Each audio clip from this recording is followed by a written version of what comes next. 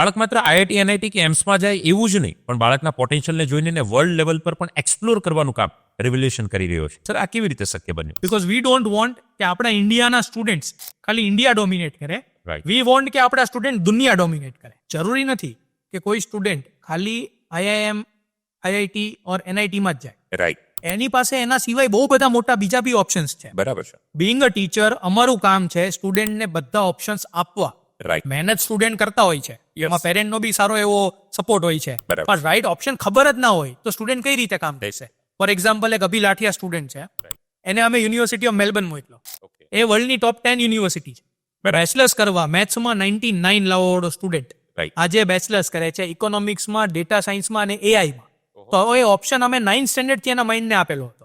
ત્યારે પછી એને એક્સપ્લોર કરીને મહેનત કરીને એના લાઈફમાં એ વસ્તુ અચીવ કરી. તો બિંગ અ ટીચર અમારા માટે આ બહુ પ્રાઉડ સ્ટોરી છે. તો આ છે એક સાચું એજ્યુકેશન. તમે પણ તમારા બાળકને આવું એક પ્લેટફોર્મ, આવી એક થોટ પ્રોસેસ, આવું એક માઇન્ડસેટ નાની ઉંમરથી જ બનાવી શકો છો. અને રેવોલ્યુશન બિયોન્ડ ધ એજ્યુકેશન આ કામ વર્ષોથી કરી રહ્યું છે. સુરતમાં 2 બ્રાન્ચ છે, વરાછા અને અડાજણમાં પણ. તો એકવાર મુલાકાત જરૂર કરજો. અને હા, આ વાત પર વિચાર જરૂર કરજો.